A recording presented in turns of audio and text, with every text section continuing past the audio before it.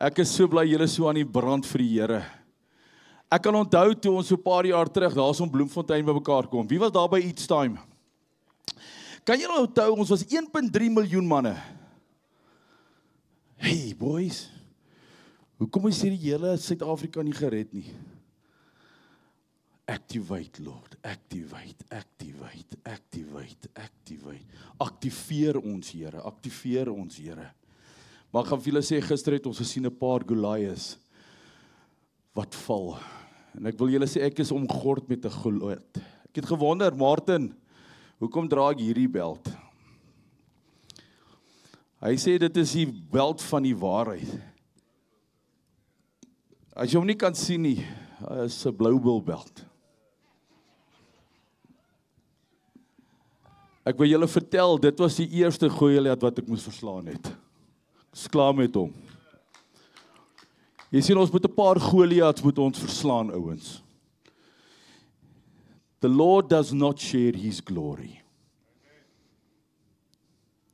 Wouter, die Here deel nie sy glorie nie. Let's not share his glory. Let's give God honor. En wanneer ons buig ons.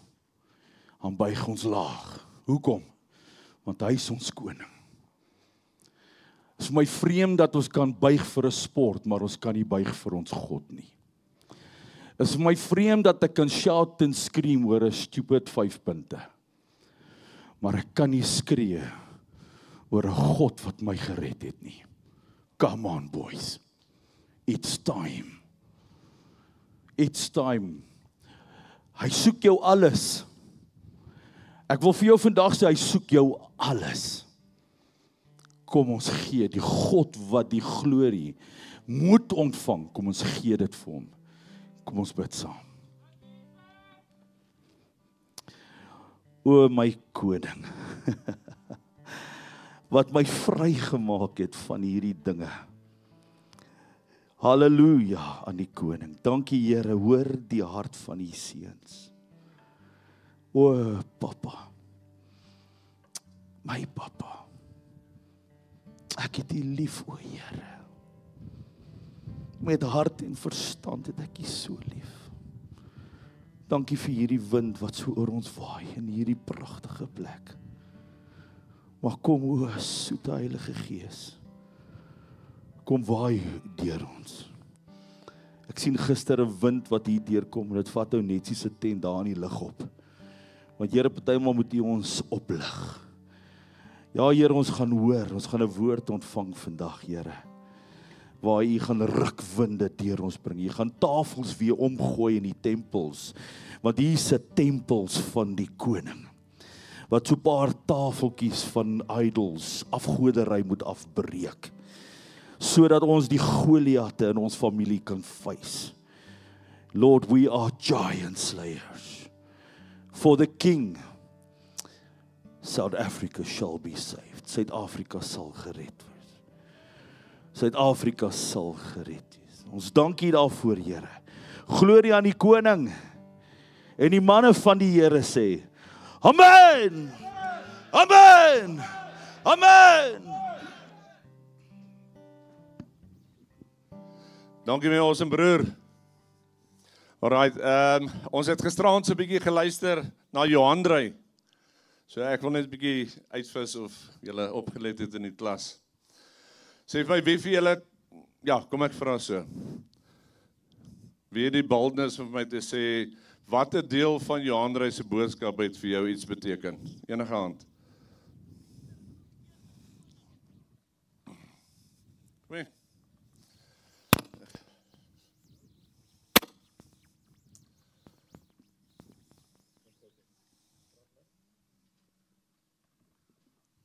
Hartlike goeiemôre aan al die dierbares. Om priester, profeet en koning te wees, gaan julle die Here se hart bly maak. Hy's trots op julle, hy's lief vir julle, hy waardeer vir julle, maar hy verwag van julle om hom al die glorie, al die eer, al die lof, al die aanbidding te gee. Staan in die vryheid waarmee julle vrygemaak het. Hy is lief vir julle. gaan huis toe. Staan jou plek vol. Die Here is met jou tot in ewigheid. Amen. Amen. Oh, here's someone I know.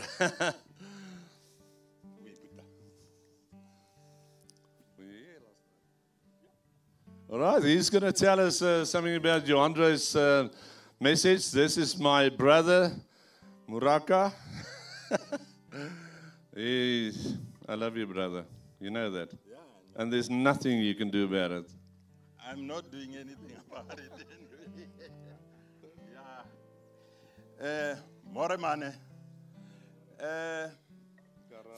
For me, the message, what stood out of the message was that it's a confirmation of what the Lord has been speaking to me and my guys here.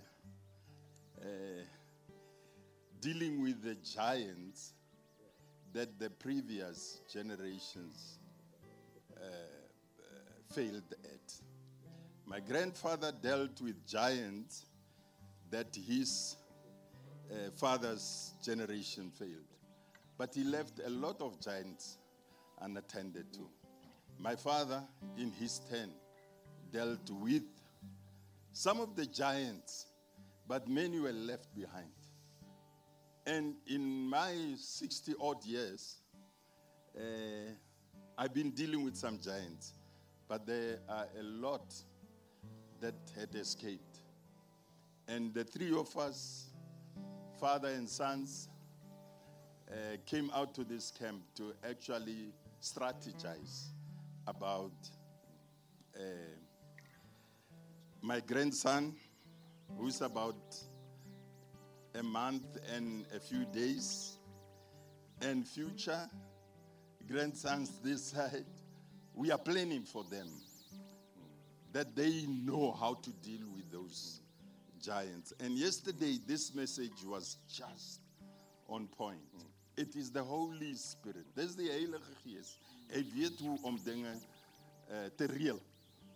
En voor ons hier na toe gekom het die Here deur iemand vir my gesê, laat net die Gees vloei. Hy waarvoor julle kamp toe gaan. Laat net die Heilige Gees dit doen. En gisteraan het ek besef dat dit begin. Baie dankie. Amen. Give the Lord a clap, man. Alright, sê vir my, iewers was daar ook 'n boeta wat aangeraak was. Hier's een. Goeiemôre almal. Iets wat ek het dit nooit gekry nie, maar ek kan dit gee. Dis wat Johan dryf gisteraan. Dit het my so getref. Dit wat ek nie gehad het as kind, as tiener, as jong man, kan ek gee en dit was my baie treffend geweest. Prys die Here.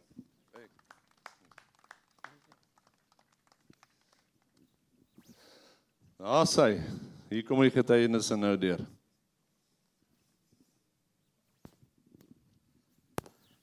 My naam is Wouter Storm, ek is van Louis Trichardt af.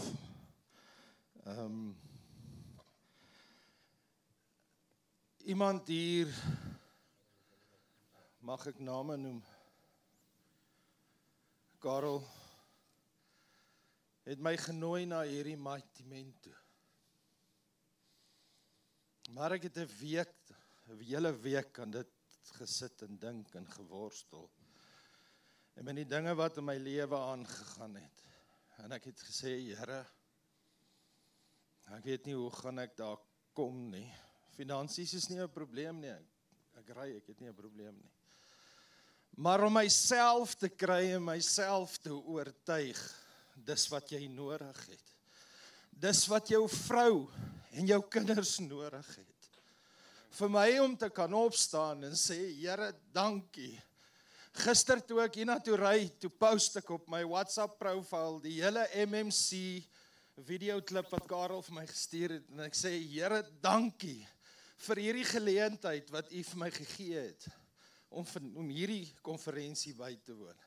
Gister praat Johandra hier voor.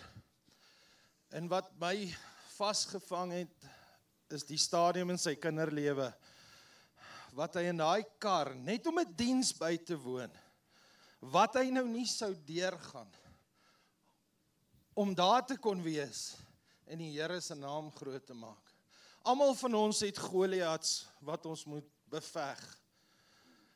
En gisteraand in daai tent, toe hy die uitnodiging gee, toe is ek die eerste een, wat deur daai deure stap. Die eerste. En ek het daar rond gestaan, en ek het vir die Here gesê, Here, hier's baie manne, ek weet nie hoeveel hier ken my nie, maar hier sit 2, Donovan en Karel. Ek sê, Here, ek wil nie hulle moet my bedien nie. Hulle ken my omstandighede, hulle weet wat aangaan in my lewe. So stuur die regte persoon na my toe. Wim, waar's jy? Boeta, weet jy wat? Ek's lief vir jou, en daar's niks wat jy daaraan kan doen nie. Dankie, Here. Prys die Here. Jo. Manne, ek het so vlugtig gevat aan, hoekom gaan ons Mighty Men toe? Hoekom gaan ek Mighty Men toe? In 2010 het my lewe gedraai op 'n Mighty Men. En van daar af het ek nog elke jaar probeer bywoon, so ver ek kan, want dit is die rede. Dit is die rede. Miljoene mense se lewens word verander deur gewone mense soos ons, wat 'n getuienis kan lewe. Jou getuienis wat 'n ander man se lewe aanraak. Ek voel net, ek wil ook die vraag vra. Het enige iemand gisteraand 'n wonderwerk beleef? Niks in niemand se lewens verander gisteraand nie. Is 'n wonderwerk, manne, dat ons opgestaan het. Dat ons wakker kan wees, dat ons kan lewe, dat ons hier kan wees. Dat jy jou seun, Boeta, kan saambring hiernatoe. Jou kleinkind kan saambring hiernatoe. Dus dank die Here daarvoor. En terwyl ek opstaan, of opstap vorentoe, hier's nog een. Môre julle, my naam is Gert. Wim. En dan Jandrey. Gisteraand het toe Jandrey gevra het, ons moet vorentoe gaan. In my agterkop nooit ooit gedink ek sal vorentoe gaan nie. So. Dis Wim. Hey! Alright, goed. En ek het nooit regtig waar gedink ek sal vorentoe gaan nie. Hierdie is my 3de Mighty Men. Ek het 'n vriend saam met my gebring, maar met die gedagte dat ek hom wil help, ek wil hom bedien. En toe Jandrey praat van sy pa, toe praat hy van my. So ten volle, dit wat sy pa gedoen het, dis die klem op die het ek gedoen. En ek het geglo, ek het 'n dubbel lewe gelei. Ek het die woord van die Here verkondig. Ek het mense na die Here toe gelei, en na die tyd het die mense met my kom praat en vir my gesê, dankie, ek kan sien, ons kan sien. Jy's 'n kind van die Here. Maar baie mense het nie geweet ek lewe 'n dubbel lewe nie. In my hart, as ek met die mense gepraat het ek uit my hart uitgepraat. En as ek vir hulle vertel van die liefde, as ek vir hulle vertel, maak jou hart oop, dat die Heilige Gees besit van jou lewe kan neem, het ek dit geglo. En ek het dit gedoen met oortuiging. Maar Sodra ek klaar is, het ek maar net weer teruggeval. En ek weet, en ek het dit geweet, in die oë van die Here is daar nie geheime nie. Daar is nie geheime nie, maar in my hart het ek gedink, hierdie geheime van my, gaan daar bly. Niemand ooit sal daarvan weet nie. En dis gisterand. Jandrey se pa, se nommer 2, staan hier voor julle. En Wim het gisterand daar binne vir my gehelp om daai tweede lewe te groet en die nuwe lewe aan te vat. Amen. Amen. Amen. Manne, soos ek terugstap, wil ek ook net getuig dat ons vanoggend familielid hier agter gehad het wat ons bedien het, wat sy laaste sigaret gerook het. Prys die Here. Halleluja, man. Met dit in gedagte, Boetas, daar's 'n paar dromme met 'n paar van die blikkies of botteltjies in. So ek wil jou uitnooi, as jy nou nog vasgevang is in alkoholisme, as jy op 'n naweek soos hierdie, jouself nie kan afsonder van daai leuen wat die vyand voor jou gooi nie, Boeta, moenie hierdie geleentheid mis om by daai tent uit te kom, om iemand te vra vir gebed nie. Hierdie is die naweek wat jy kan verander, wat jou lewe kan verander, wat jou gesin se lewe kan verander. Ons het gisterand gehoor hoe Johandrey praat van drank en drankmisbruik, en hier staan ek. Dis 'n baie goeie getuienis daarvan. Hoe drank my lewe amper geëindig het. Ek moes 'n paar keer dood gewees het, Boetas, van drank. Moenie daai geleentheid mis nie.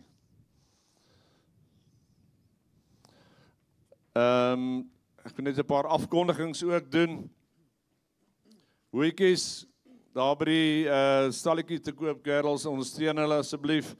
By die pannekoek en Jaffel stalletjie, kry sommer vir jou 'n Jaffel en 'n pannekoek en 'n hoed. Dan die Gideons is ook daar agter iewers. Moet as jy 'n Bybel kort of iets kort, ondersteun die Gideons daar. En dan as jy gedoop wil word, soek iemand van die bomsquad. Kan die bomsquad net hulle hande opsteek? Daar sê manne, kyk net wie is die bomsquad. Vir die nuwe ouens wat vanoggend hier gekom het, ons het ook 'n bomsquad met ons kaptein daar in die middel daar, soos dit hoort. Kaptein Rassie Jacques Kilian. Gee hom 'n klap, man, gee hom 'n hand. Ons bomsquad, is die ouens wat in daai wit tent werk, wat 'n impak maak. Dis 'n Wim, dis 'n Jacques, dis 'n Steven, dis 'n manne, ek kan nie eens almal se name noem nie. Dis awesome Boetas, wat jou vertrou, wie jy kan vertrou met jou hart. Nou ja, soos ons vanoggend gesê het, ons gaan vanoggend 'n bietjie iets leer van 'n shofar. Ek het so 'n ding gekry nogals by Clive Panel, sy seun het op It's Time in Bloemfontein die shofar geblaas. En ek het net gedink dit is van pas dat ons vanoggend voor die worship dit met julle deel. So ek wil 'n uitnodiging maak. Almal wat shofars het, kan julle vir my oplaai nie voor asseblief, man. Kom aan, is deel van ons aanbidding. Ag, gee die ouens net 'n hande klap, man. Moedig hulle 'n bietjie aan. Daai nou moet vir dinges gaan wat nou gebeur het. Staan so, ja, staan in die koelte ook, dat sal ek werk. Fransja? Ag Wim, kan ek daai ramshoring kry wat vir ons so daar gelos het?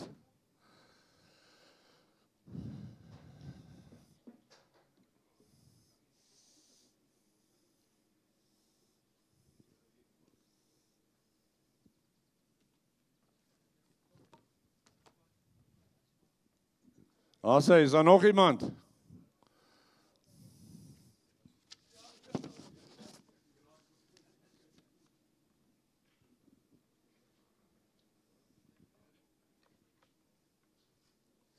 Ja, ons maak vir ons 'n lekker lang lyn hierso. Ek soek hy ramshoring asseblief.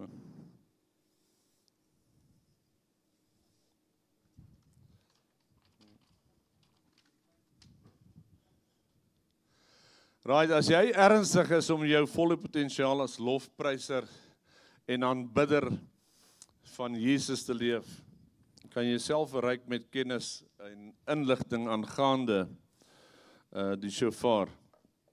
Wat is 'n shofar? Is 'n tradisionele instrument wat gebruik was deur Israel en baie mense beskou dit as 'n trompet in daai tyd. So as die Bybel praat van 'n trompet, praat hy eintlik van 'n shofar. So dis nie 'n musiekinstrument, dit word net verwys na 'n musiekinstrument. Die Jode het dit gebruik en hulle doen dit vandag nog as deel van hulle godsdienstige rituele. So 'n shofar kan basies 2 note voorbring. So ons gaan nou 'n bietjie daai 2 note blaas hierdie manne hier voor. En wat is 'n shofar? Is eintlik maar net 'n kodehoring wat uitgehol is, voorberei is en dan die mondstuk wat uitgeboor word, waardeur jy dan blaas om 'n klank voor te bring. So in die Bybel, soos ek gesê het, verwys hulle na 'n trompet. As jy lees van 'n trompet, verwys hulle na 'n shofar. Die shofar en die harp word die meeste van alle musiekinstrumente genoem in die Bybel. Wat die harp doen is hy kalmeer die siel en die gees, en die shofar trek die aandag van die siel en die gees. So hoekom 'n horing? Hoekom 'n horing? Die horing verteenwoordig krag en 'n dier gebruik dit om mee te veg. So is sy wapen. Die shofar verteenwoordig ook krag en kan as 'n oorlogswapen gebruik word. En hoekom 'n ramshoring? Nou manne, vir die wat nie weet nie, dit is 'n shofar. En dit is 'n ramshoring. Ramshoring word tradisioneel gekoppel aan toe Abraham vir Isak moes offer. Hy word gekoppel aan die ram wat geoffer is. Dit word ook gekoppel aan God se voorsiening om Jesus te offer vir ons sondes. So alle Bybelse geskiedkundige en navorsingsbronne uit die ou Hebreëse Bybels en goed bevestig dit in die skrywe, maar bevestig dit. So die klank van 'n shofar kan beskryf word as hard, primitief, trompetagtig, vreugdevol, vreesaanjaend, wild, hard, oorlogsgeklank. So is 'n bevelende klank, is 'n klank wat deur die hart en die siel sny.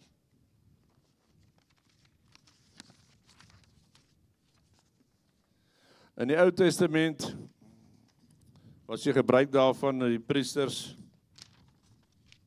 Ekskuus.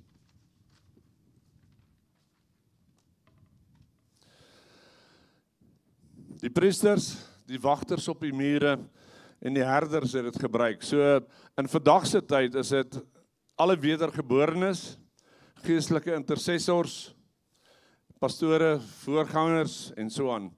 So die hoofgebruike van 'n shofar, een is natuurlik oproep tot oorlog. Dis daai geestelike oorlogvoering, oproep en aankondiging van feesviering. Hulle het gebruik wanneer die koning aangekom het, was die shofar geblaas om sy koms aan te kondig. En natuurlik, baie belangrik waarvoor ons vandag dit ook nou hier gebruik is lofprysing en aanbidding. En dit was die gebruike, die hoofredes daarvoor is 'n effektiewe middel om geestelike skanse af te breek, vir fasilitering en deurbraak tydens lofprysing. So dis nie net voor en na nie, is tydens lofprysing, sonder om natuurlik chaos te skep. En natuurlik om intercessors te bekragtig en te ondersteun. So daar's baie skrifte wat dit bevestig, en ek kan dit help nie as ek lees dit nou vir julle nie, as jy dit soek sal ek dit vir julle gee. Die redes waarvoor dit gebruik word, skerels onthou, daar's 3 hoofredes, en dan is nou die redes. Ek gaan julle net 5 van die redes gee waarvoor dit gebruik word. 1 is om die vyand te verwar. 2, kondig die begin van 'n fees of die Sabbat aan. Om mense, en ons gaan dit nou doen, mense op te roep tot bekering. Om Yahweh te loof en te prys, om die Here te loof en te prys, is wat ons hierdie naweek doen. Shout, Psalm 81 vers 1 sê, shout joyful and blow the trumpet. En wanneer Jesus terugkom, glo my, sal ons dit hoor. So daar's 4 basiese klanke wat geblaas word op die shofar. Enige klank kan geblaas word, maar hierdie hulle het nie 'n vaste betekenis nie. Tog het dit dieselfde uitwerking as dit uit 'n skoon oortuiging of 'n skoon kanaal kom. As jy weet waarvan ek praat. Die 4 basiese klanke is deur oorlewering oorgedra van geslag tot geslag, en die Joodse rabbies bewaar die beginsel en pas dit natuurlik tot steeds toe. Alright, ek gaan nou vir julle sê wat dit is.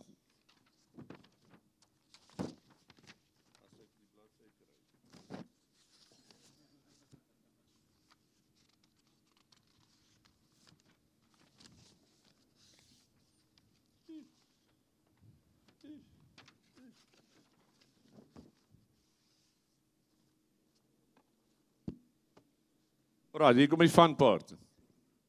Die fun gedeelte. Die eerste een is 'n tekai. So dis 'n enkel medium lengte blaas van ongeveer 3 sekondes en is 'n van 'n lae na 'n hoër oorgangsblaas. Dit verteenwoordig triomf, blydskap, vreugde. En ja, soos ek gesê, dit was die gebruik van om die koning se koms aan te kondig, en dit is 'n tekai. So ek gaan hom blaas en dan blaas julle almal om saam met my. Nee, en dan oefen ons hom tot ons hom reg kry.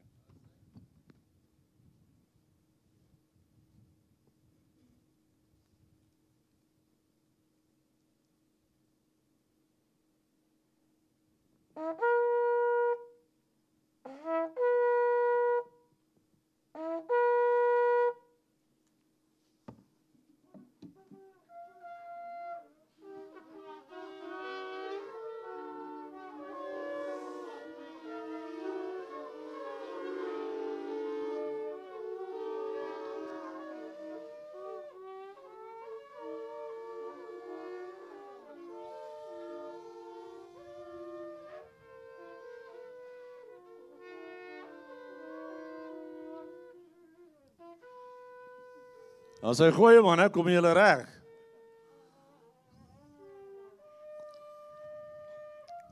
Kom ek gooi hom weer vir julle.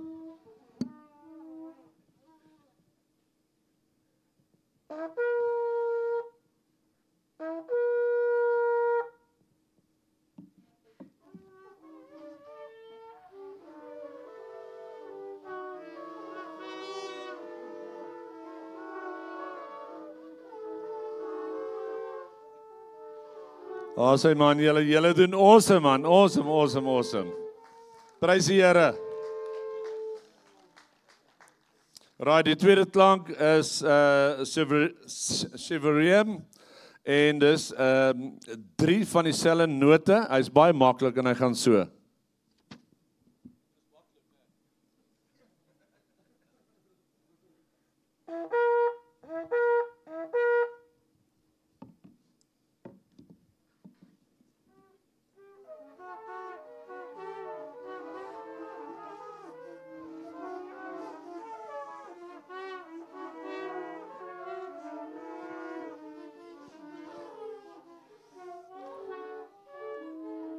Die gebruik daarvan was om in gebrokenheid en berou voor God te staan. En dan die derde ene is die teroa, en dit is a call to war. So dit beteken make a loud noise, en hy gaan so. Dis 'n rapid sound, en jy gebruik jou tong om hom te doen, en hy's makliker, julle.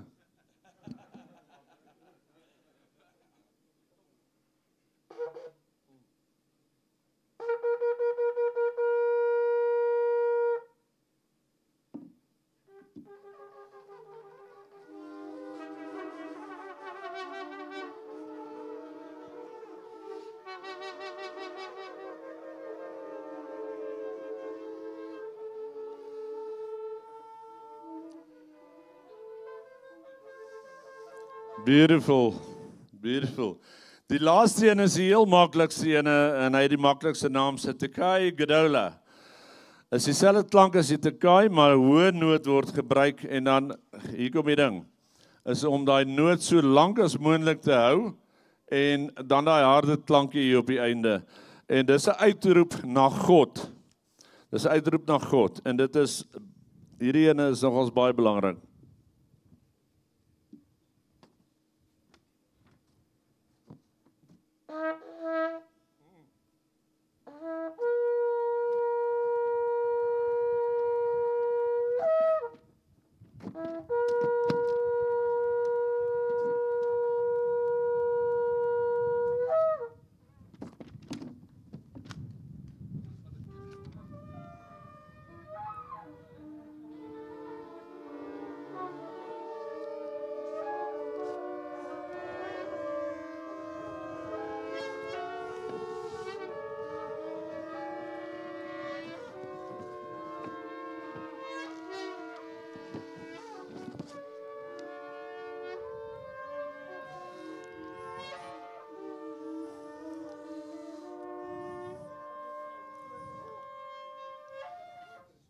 Dankie manne, kom ons gee die manne aan 'n klap man.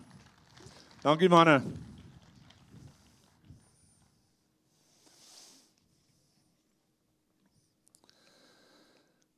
Alright.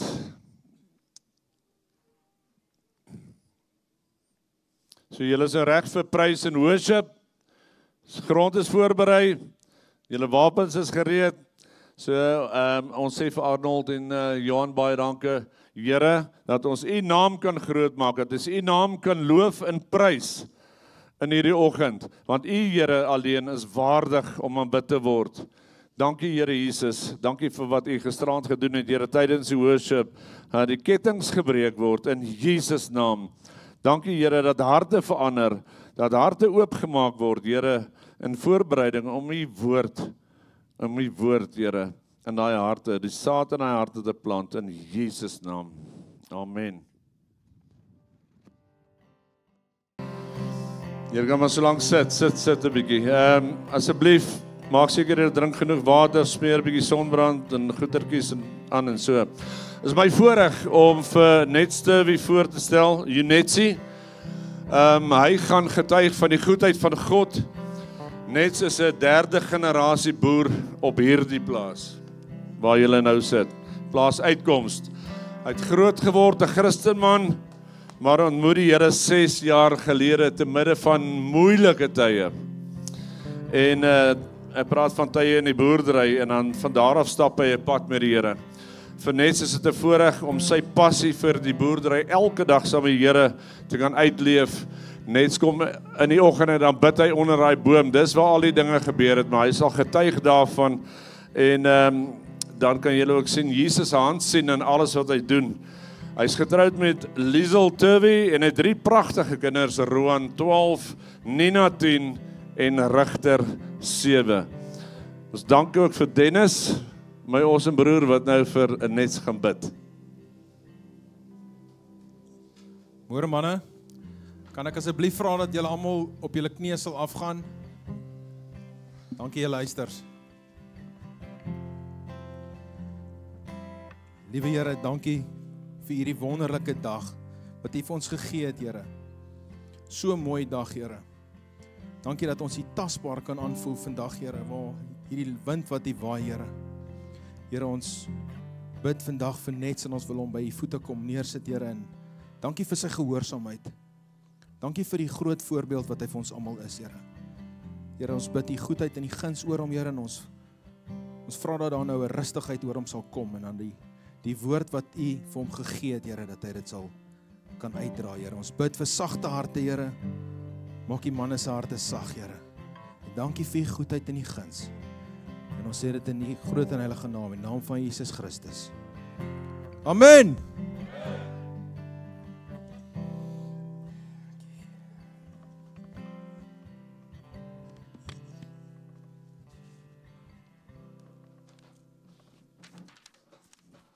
Goeiemôre julle. Is vir my 'n groot voorreg om elkeen van julle hier te verwelkom hier by ons. Die manne wat gisterand al gekom het, die manne wat vanoggend gekom het en die manne wat ek hoop is nog op pad. Welkom. Dis regtig 'n voorreg om julle saam te kan hê by die plek waar die Here die pad met my begin het. Ek het gevra hulle my toiletpapier gee. Want ek sukkel om my emosies te beheer, so verskoon my. Ek is nie 'n public speaker nie, is my eerste keer wat ek voor so 'n klomp manne praat, so vergewe my as jy goed deur mekaar is. Ek het hierdie hele boek vol geskryf, ek weet nie wat van dit gaan ek praat nie, maar julle sal maar saam luister.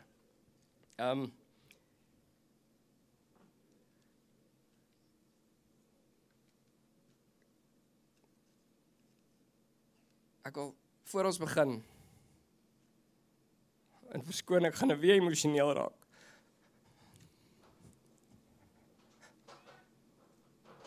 My pa sit daar. Staan op asseblief. Kyk daar. Daar's 'n goeie pa, goeie mens. Vir wie ek baie lief is. En ons moet vir hom dankie sê dat ons hier kan sit. Dis hy wat deur sy lewe gewerk en geluister het, my geleer het dat ons hier kan sit en hierdie kan doen. So dankie. Skus. Sorry. Kom ons sluit net die oë dat ons gou julle net saam my bid. Liewe Vader, ek sê vir U dankie vir hierdie voorreg om voor hierdie manne te vertel wat U al vir ons gedoen het, Here. Om vir hierdie manne te vertel van U en dat U regtig is, dat U daar is. Jesus, dat dit nie net 'n storie is nie, maar dat U hier is. Wonderwerke gebeur vandag nog. Dankie dat ek met hierdie manne kan deel, Here, en ek sê vir U dankie vir almal wat my gebid het. Almal wat aan my dink, almal wat gebede en boodskappe gestuur het. Here, dankie. Ek het dit nodig. U weet ek het dit nodig en het mense op my pad gesit. Ek loof en ek prys U groot naam, Here, en ek sê vir U dankie dat U Gees my vol maak en dat ek met die Gees en deur U Gees met hierdie manne kan praat en vertel wat U vir ons gedoen het. Amen. Okay, haas ek nou 'n bietjie bymekaar. Thank you very much. Eerste keer. Ek dink meeste van julle het die storie al gehoor van hoe ons hier uitgekom het en hoekom ons hier is. Laas jaar 'n videoetjie uitgestuur voor die eerste Mighty Men, maar ek begin tog voor. Soos wat ons nou ook dit beleef, warm, droë jaar. Ek praat alles uit die boerdery oog uit. Dis waar ek en die Here saamwerk is in die boerdery. Ons het op daai stadium net 'n nuwe venture op 'n ander plek begin, vir mekaar gesê, ek en my pa en my broer. Ons moet ekskuus as ek so sny van hoor ek of weer galm met, maar julle sal my maar verskoon. Ons gaan 'n nuwe ding begin. Die Here het oor ons pad gebring uit nêrens uit nie. Dit was nie in ons beplanning nie en ons glo ons doen die regte ding en ons het die Here se seën daaroor. En goed val mooi in plek. Dinge wat nie moes gebeur het nie, gebeur en die dinge loop mooi. En toe ons net mooi in die gang is, te ver om te draai.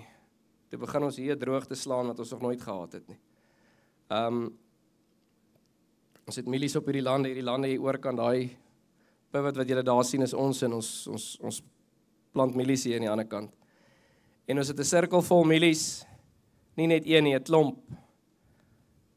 En hierdie hitte en droogte, ons besproei het boorgate uit, so jy het die reën nodig om jou te help. Daai water help net deur die week of 2 wat dit nie reën nie. Maar die reën kom nie. Ons trek 'n bietjie verder in November as ons nou trek en die reën kom nie. Die son brand die mielies onder die pivot spierwit. Op daai stadium het ek so bietjie my dinge begin verander en so bietjie in 'n ander rigting begin dink oor die Here en uit my so besef ek nou so bietjie nader begin trek.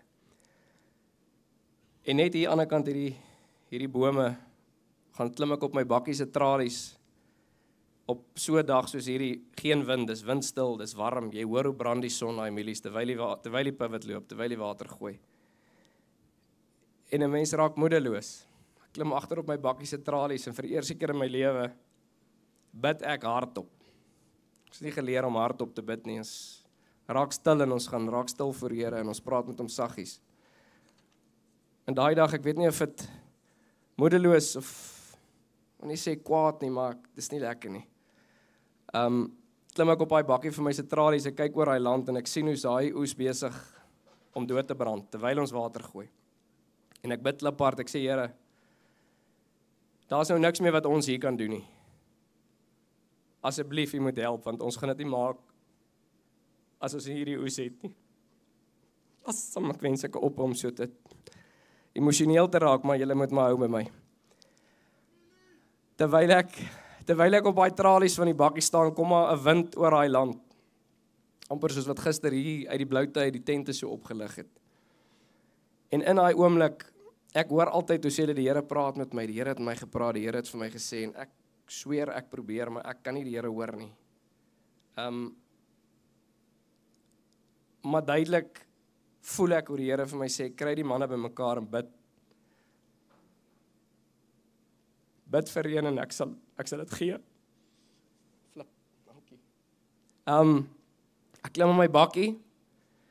Dis nie iets waarna ek gewoond is nie. Ek is so baie boerevereniging groepies en goedjies en is nou nie eintlik die plek vir so iets nie.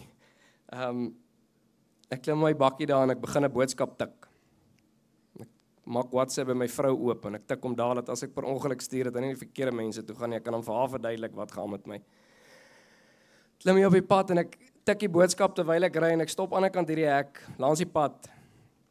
Toe ek by die punt kom waar ek moet sê, waar kry ons mekaar nou? Ons gaan bid vir reën, dit weet ek, maar skielik besef ek, waar gaan ons skool toe, gaan ons kerk toe, waar gaan ons heen?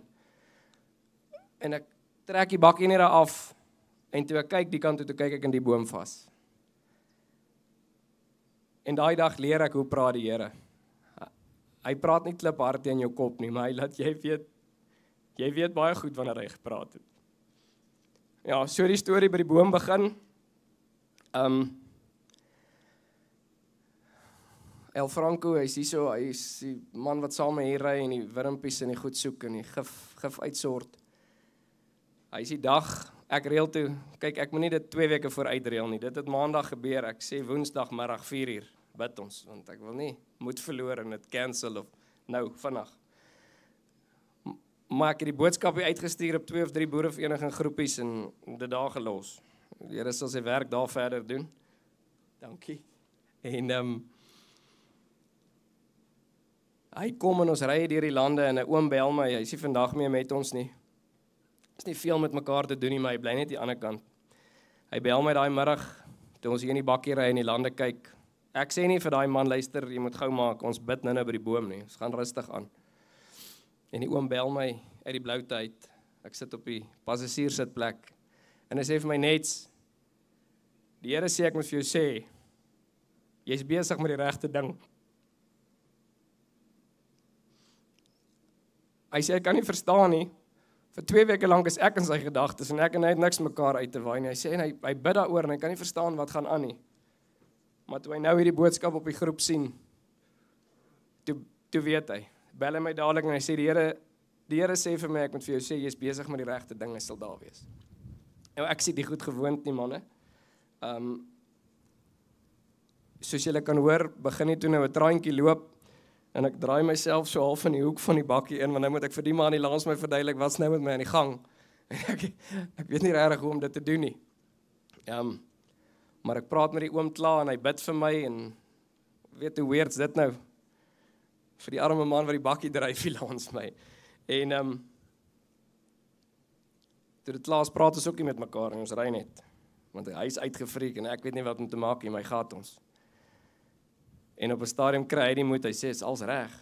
En ek vertel, kom uit met die hele storie, ek vertel vir hom wat gaan aan. En hy sê, maar dan moet ek jou aflaai, ek moet jou nou aflaai, laat jy kan aangaan met jou goed, dat ek kan terug gaan Heilstroom toe. Ek sê vir hom, maar, dis nie vir iemand spesifieks nie, jy is welkom om saam te kom saam. Nee,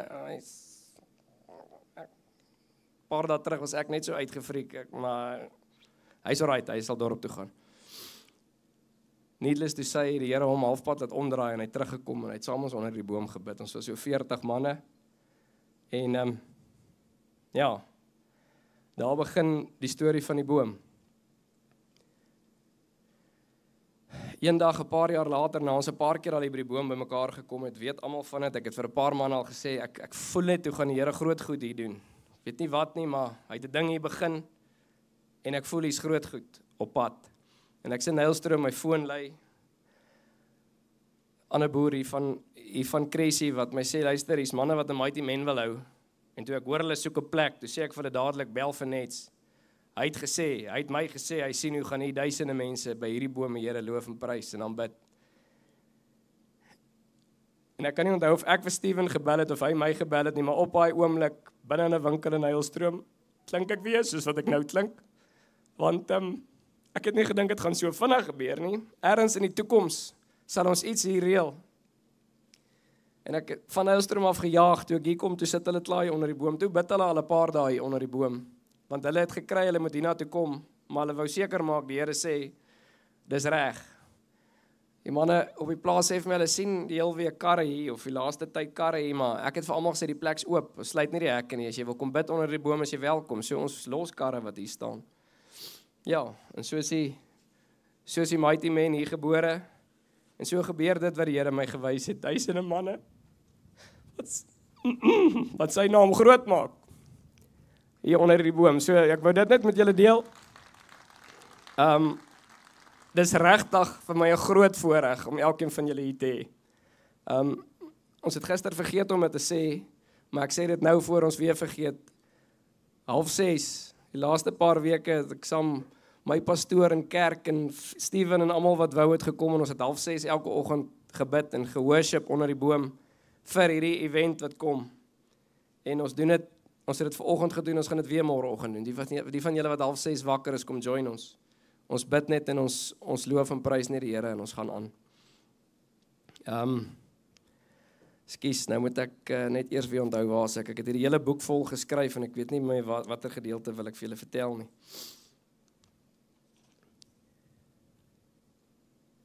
'n Volgende storie, net om julle te wys, ek weet nie of julle die Here hier voel nie, maar as ek onder daai boom is, weet ek hy's daar saam met my. Dis seker 'n jaar later, wat die reën weer bietjie stadig is om te kom. Intussen was ons al hier, maar daai dag spesifiek, manne, en dit klink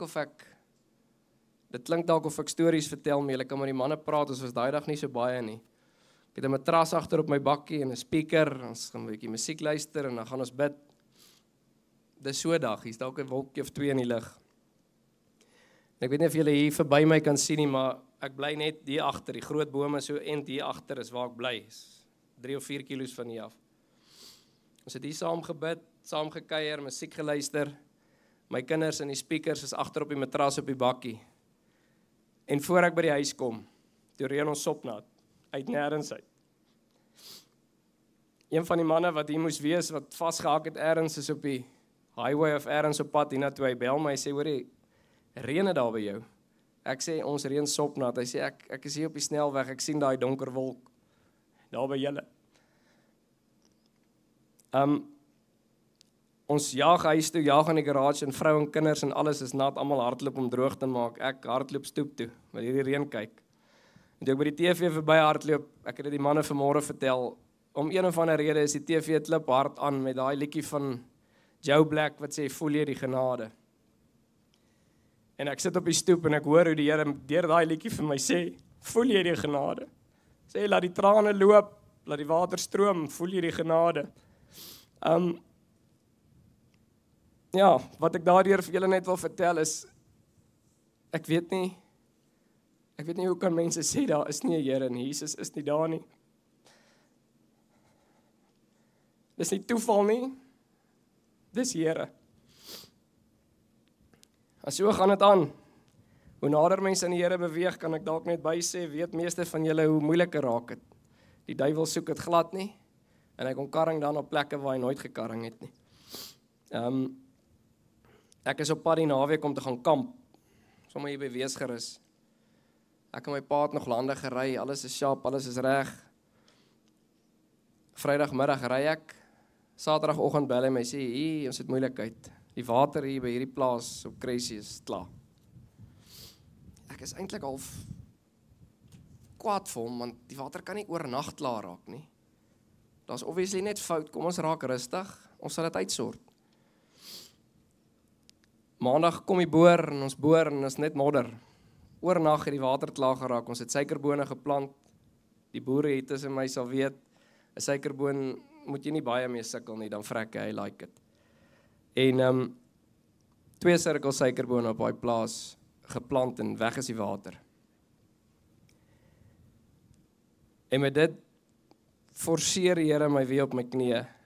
Ek het 'n paar keer na daai plek toe gery en fisies op my knieë gaan staan en gebid en gesê, Here, ons kan nie, die goed werk net nie so dat ons hierdie oes kan verloor nie, ons moet hom hê.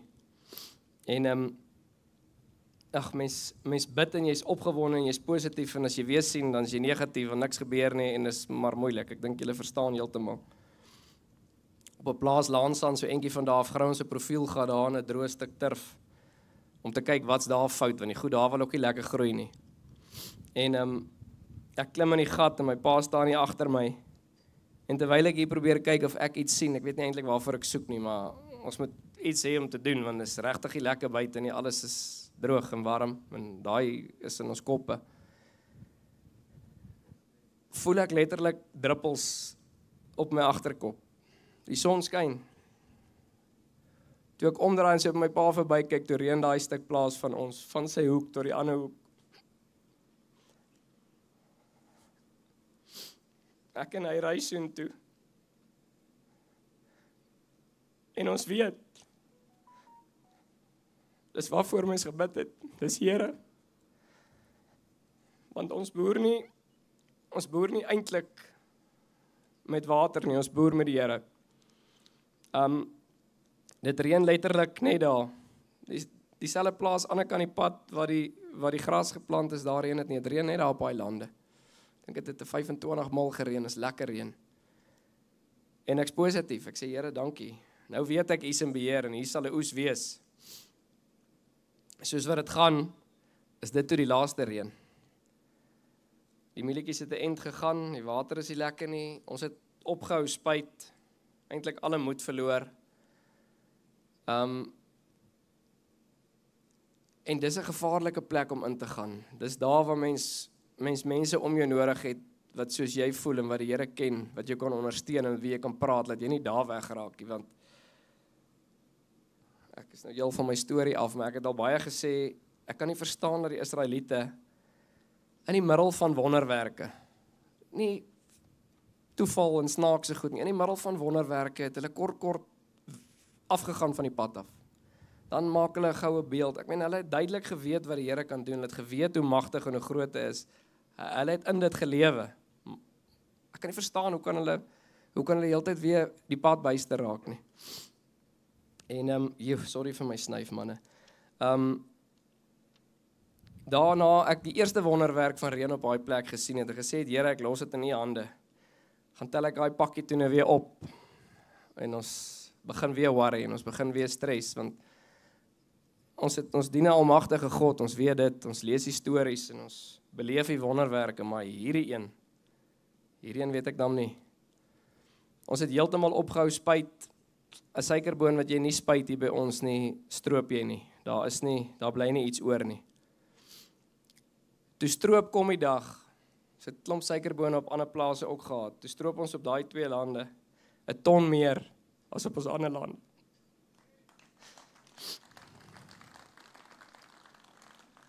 En 'n ton op suikerbone is baie vir die van julle wat nie boer nie.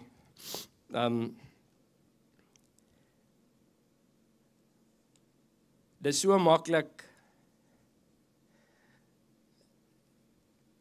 En ons het dit gisterand in die bidtent gehad, ook is so maklik om naby aan die Here te lewe. PW.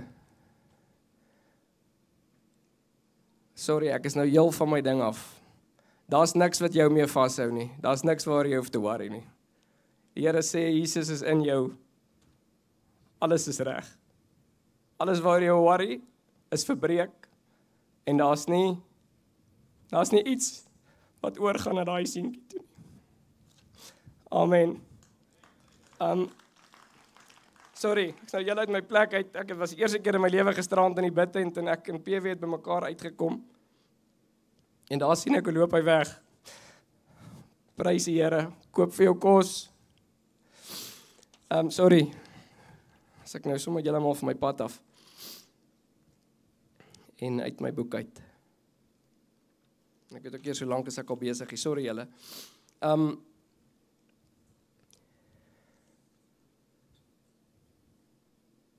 As ek hierdie alles kan terugvat na die Bybel toe. Sorry, dis kwaai.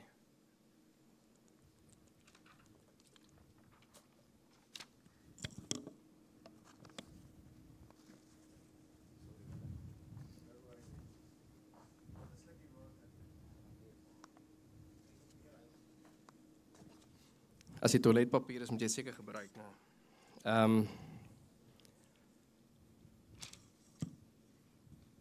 Sorry, nou is alles die mekaar in die boek, ek weet nie meer waar is ek nie. Stukkie wat ek vir julle wil lees, ook, hoe die Here my eintlik antwoord, soos wat mens begin soek, hoekom maak ek wat die Israeliete doen? Daar's min mense wat kan vertel van wonderwerke wat in vandag se tyd met hulle gebeur. Mense dink ek kyk dit mis, maar het ek dit, ek het nie paar nie, ek het 'n handvol wonderwerke wat in 'n kort tydjie met my gebeur. Hoekom is dit vir my so maklik om weer van die pad af te dwaal? In Hebreërs 11 vers 1-3 sê, wat is geloof dan? Dis die vaste versekering dat die dinge wat ons hoop inderdaad sal gebeur. Dis die bewys dat God dinge wat ons nog nie kan sien nie, waar sal maak. En die ding met wonderwerke, en ek dink met die Israeliete is dieselfde, jy kry nie kans om stadig in jou geloof te groei nie, jy groei heeltemal te vinnig. En as jy eintlik op 'n plek waar jy nie moet wees nie, jy is te ver voor. En as ek een ding vandag vir julle kan sê, kry mense, ek was verlede jaar bietjie uitgefriek met hierdie klomp manne wat hier in hierdie bidtent werk en hier onder die boom sing en dans en ek is met julle eerlik. Ek het daar bo my karavaan gebly, ek sal check die pype nie lek nie. Na die tyd was ek kwaad dat ek nie daar was nie, maar ek wou nie daar wees, ek het gekies om nie daar te wees nie, want ek het pelle wat vanmôre saam hier by die worship was hier onder die boom, wat vir my na die tyd ook sê, nee, ons sal die pype kyk, gaan jy maar. Pas op, papie, pas op, een van die dae. Omring jouself met mense, wat as jy daai wonderwerke begin beleef, jou kan bohou, en jou kan help om bo te bly. Want as jy daar bo is, wat die duiwel vir jou gryp, en vinnig groot moeilikheid in jou lewe maak. Hier's manne wat hier inkom, waarvoor daar gebid is gisterand, wat die Here lankal ken, wat al in hierdie bidtent gewerk het. Ou Foster, my eerste man met wie ek moet praat gisterand, wie ek moet bedien, hy bedien my. Dankie daarvoor. Maar ons almal raak daai paadjie so nou en dan weer byster. Te midde van wonderwerke en groot goed in ons lewens en die belangrikste ding is raak deel van 'n groep manne wat die Here ken of van 'n kerk waar die Here se naam groot gemaak word of van 'n groep of van iets, maar raak deel. Jy gaan nie regkom sonder dit nie.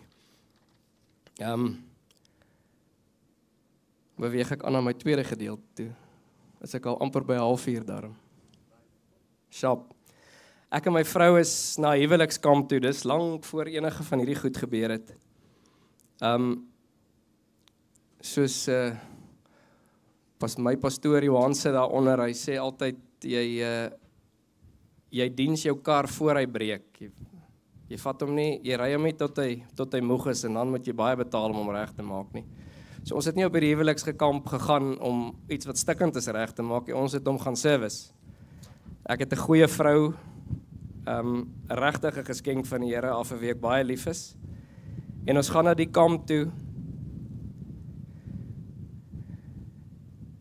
En weer eens, dis weird goeters. Ons gaan kerk toe en ek was nie 'n gospel ou nie. Ek was nooit 'n gospel ou nie. Dit het my eintlik kwaad gemaak as ek dit luister, want ek hou van musiek. Musiek werk hier binne my, maar ek dink die duiwel het gospel afgesny of gekeer hier binne my. As ek dit hoor, is ek geïrriteerd.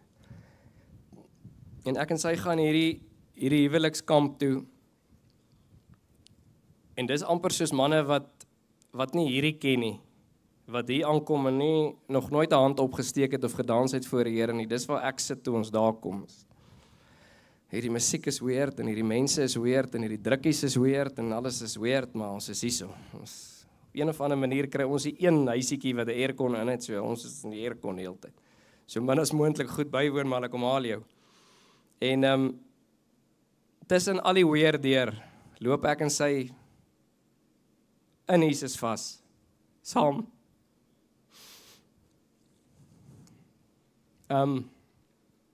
Ons beleef 'n wonderlike naweek. Op die einde van die naweek doop hulle mense. Ek en sy sit daar agter in die hoekie. Nog nie gereed vir hierdie storie nie. Maar jy voel die opwinding en die lekker. Ons is gedoop toe ons kinders was. Ons het nie nodig om hierdie te doen nie. Ons weet nog weet niks. Maar ek's baie bly vir die mense wat nie die Here ken nie, dat hulle vandag gedoop kan word. Toe ons klaar is, net voor ons ry, gaan sit ons weer so in die saaltjie, so in 'n vierkant, almal kyk so vir mekaar. Soos ek julle sê, weird, ek nie hierdie goed gewoond nie. Vandag sal ek weer gaan, vandag is ek voor in die koor. Voor ons sit 'n kappel wat net getroud is, jonk. En hulle gaan so in die rond en vra, wat het die Here hierdie naweek in julle huwelik gedoen? Ek en sy sê, skiep. Gister ook hier in die tent, as jy nie iets wil sê, die sê skiep. Ek skiep nou nie meer nie, maar daai tyd skiep. En dit kom by hulle sit so reg oorkant om en sy staan op en sy sê iets wat my lewe verander. Eers paar jaar later, maar wat my laat besef. Sy sê hierdie naweek het die Here tradisie in ons verhouding met hom gebreek. Wat op daai stadium my hart tref, want ek weet nie eintlik mooi waarvan sy praat nie, maar ek kan sien hulle beleef 'n ding wat vir hulle lekker is. En ek las aan by wat ek nou net gesê het. Hulle sê daar, omring jouself met mense wat die Here ken. En hier waar ek bly en werk, almal ken die Here. Almal gaan kerk, ons sien mekaar elke Sondag by die kerk. Ek weet nog steeds nie eintlik waarvan hulle praat nie. Maar ons kom terug en ons maak nie 'n daadwerklike verskil nie. Ons verander nie goed in ons lewens nie. Ons kom met daai high, daai opgewondenheid wat elkeen van ons na hierdie naweek ook gaan hê. Kom ons teruggery op hierdie plaas. Ons weet ons gaan nou, ons brand vir die Here. Dinge is nou anders. Maar ons maak nie 'n verskil nie. Ons verander nie goed nie, is eintlik wat ek probeer sê. Ons gaan aan op die manier wat ons aangegaan het en binne ek wil sê 3 weke, maar ek weet nie eens of dit 3 weke was nie, is al daai vuur wat binne ons was, is uit en ons gaan aan op ons gewone manier. Dis gemaklik, dis wat ons ken, dis ons tradisie. En ons verloor dit. Ons verloor dit, daai wat ons gehad het, heeltemal. En het eers 3 jaar daarna gevat vir die Here om ons weer op 'n radikale manier aan te raak, voor ons hier by die boom begin bid het. Om goed te verander in ons lewens, op 'n plek te kom waar ons hande kan opsteek en die Here loof en prys. Anders dink oor alles, regtig die pad saam met hom begin stap. Ek het die eerste keer toe ons in 'n kerk kom waar jy gospel luister en die musiek is hard en die mense dans en hulle hande is in die lug. Ons voel die Here het ons reguit soontoe gevat en ons voel dis waar ons moet wees. Ons is reg hier. So die eerste doopdiens het ons nie bygewoon nie want ons was nie so reg nie. Maar daar sit 'n tannie, ons sit op dieselfde plek elke keer, daar sit 'n tannie so regs voor. En elke keer as die worship begin, is die tannie besig. Sy dans en haar oë is toe en ek ken dit nie, ek sit nie gewoond nie, so ek hoor niks, ek beleef niks, ek kyk net vir haar en ek dink jy's weird. Weet, Maar laat hierdie net verbygaan, ons sal nou sal ons vir die pastoor luister. Hy preek daarom nie so weird nie, het ons net hierdie verby kry. En so gaan 2, 3, 4 Sondae verby. Ek en my vrou, my klein laaitie was klein, ons het eintlik as ons uit die kar uit klim gefight, wie vat hom, want as jy die laaitie vashou, is jou arms vas. Dan lyk jy nie weird tussen die mense wat almal so maak nie.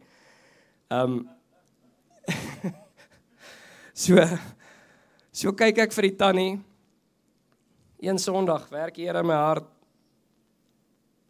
en ek beleef niks van daai worship nie. Ek kyk vir die tannie, en ek dink anders oor haar. Ek besef, ek sien op haar gesig, hoe sy iets doen hier in hierdie kerk, wat ek nie kan doen nie. En ek kyk aan en ek besef, maar dis wat ek wil doen. Ek is bly om hier te wees, ek is bly om Jesus te ken, ek is bly dat hy ons hier nou toe gevat het, ek is bly oor die storie wat ons het om te vertel. Ek wil soos die tannie wees. Ek wil ophou kyk vir die mense hier binnekant, en ek wil soos die tannie, wil ek my oë kan toemaak, en die Here kan loof en prys, onbeskaamd. En my rukkie gevat, maar die eerste keer, toe ek het reg kry om my hande in 'n kerk op te steek, en saam te sing, ek het my oë toegemaak, en toe die worship verby is, toe kan ek my huis toe gaan. Ek het nie nodig om vir die pastoor te luister nie, want die Here het my aangeraak in daai worship. Want daar's 'n groot ding in daai onbeskaamd voor Jesus. Hy sê, ek weet nie waar staan dit nie, ek het dit ergens geskryf, maar wat hy sê, as jy jou vir my skaam, gaan ek jou nie ken nie. Ek gaan my vir jou skaam. En ek wil nie enigiemand oordeel nie, maar dis my storie. Besef, hoekom steek ek nie my hande op in die kerkie, want dis weird, ek is skaam. Die mense in daai kerk doen dit almal, dis nie vir hulle weird nie, maar dis vir my weird. En daai stuk het my hart geslaan, maar die Here sê, moenie vir my skaam wees nie, steek jou hande op. Daar's soveel plekke in die Bybel, hy sê, lig jou hande op, loof en prys die Here. Ek sal weer 2 bladsye vorentoe en agtertoe, maar ek dink julle volg my daarom.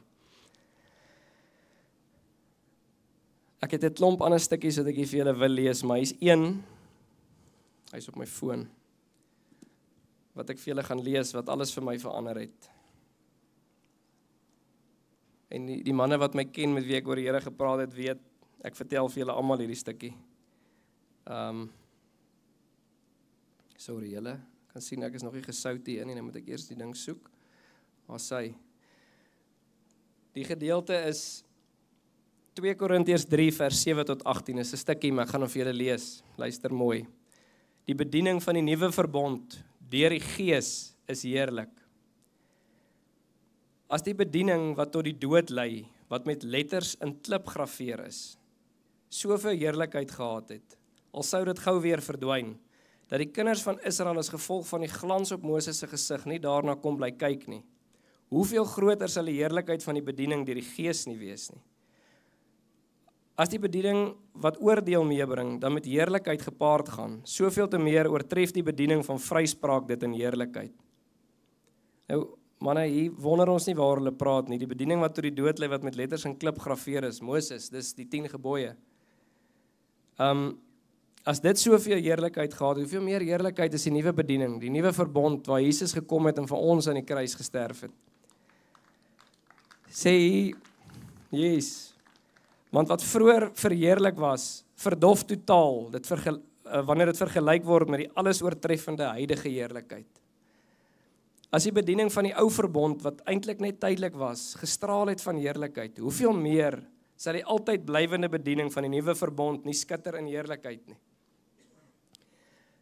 En dan hier kom die gedeelte, terwyl ons so 'n verwagting koester, doen ons werk met groot vrymoedigheid. Ons is ook nie soos Moses wat sy gesig versluier het, om te verhinder dat die volk Israel sou sien dat die ligglans net tydelik was nie. En dit laat my dink aan wat met my gebeur het. Jy word so vol, en dan kom jou alledaagse lewe, dis weer 'n droogte, is weer 'n haalstorm, is weer 'n ding, en jy verdof. Dis amper asof jy wil wegkruip, en nie die mense vir wie jy verlede week vertel het van die Here raakloop nie, want dan gaan hulle sien, hey, maar waar is jy nou heen?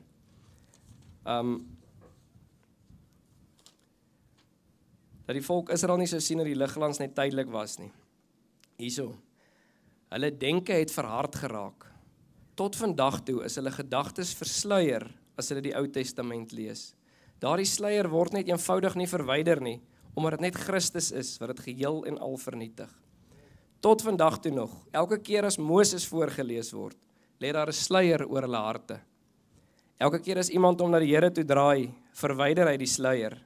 Die Here dui hier op die Gees, en die Gees van die Here, waar die Gees van die Here is, heers daar vryheid. Ons almal weerspieël die heerlikheid van die Here, want die sluier is van ons gesigte af weggeneem. Ons word al hoe meer verander om soos die Here te lyk, met 'n heerlikheid wat steeds toeneem na mate die Here, dit is die Gees, dit aan ons gee. Hier is 'n stukkie wat vir my alles verander het. En dit kom by tradisie. As jy verder lees, sê jy sien die 10 gebooie is nie weg nie. Maar die Here sê, ek sal die nuwe verbond in julle gedagtes en in julle harte skryf, nie op klip nie. Hierso is Jeremia, waar het ek dit gelees? Ag, sorry, ek weet nie, ek het dit hier ergens. Maar hy sê, die nuwe verbond sal in ons harte geskryf wees, in ons gedagtes wees. Ons sal almal weet wie Jesus is en wat ons moet doen. Ons het nie meer die 10 gebooie nodig nie. Want die Here het baie mooi geweet en gesien, dat ons almal ergens gaan afdwaal. Ons gaan gedoop word, en ons gaan besluit, ons verander ons lewens vandag, en ons gaan dit reg kry, ons gaan dit vir 2, 3, 4, 5 jaar reg kry, ons gaan brand vir die Here, en ons gaan werk vir die Here. Maar ergens gaan jy langs 'n land kom waar jy halfweg weggeslaan het, of by 'n man wat jou kwaad maak, wat nie vir jou luister nie, of iemand wat iets aan jou doen, en die duiwel soek nie jou verhouding met die Here nie, hy gaan daar inklim, en hy gaan jou daar wegvat. En dit het my oorgekom, ek het gebrand vir die Here, daai vrede wat alle verstand te bowe gaan, wat die Here sê wat jy sal hê as jy net in hom glo en regtig in hom glo het. Ek het dit gehad. Daar's niks wat my gepla het nie. Vir 'n lang tyd het ek, as ek hier gekom het, met die Here gesels en ons het mekaar hier gekry. En dan begin die wêreld, dan sit hier 'n dingetjie, daar 'n dingetjie, hier 'n dingetjie. Jy begin hier rondhardloop, jy word kwaad vir daai ou, jy het die ding verkeerd gedoen. Dan ry ek hier verby, kom nie meer hier in nie. Want Here is net vir my goed, maar kyk wat maak ek. Ek is heeltemal van die pad af, terwyl ek weet hoe goed hy vir my is, en dan ry ek hier verby. Dan gaan maande verby, weke verby, wat ek nie hier inkom nie, want ek skaam. Jy weet, as ek nie hier inkom nie, dan is my gebed in die oggend ook maar vinnig en weg. Eintlik beteken dit niks, is net so skuldgevoel.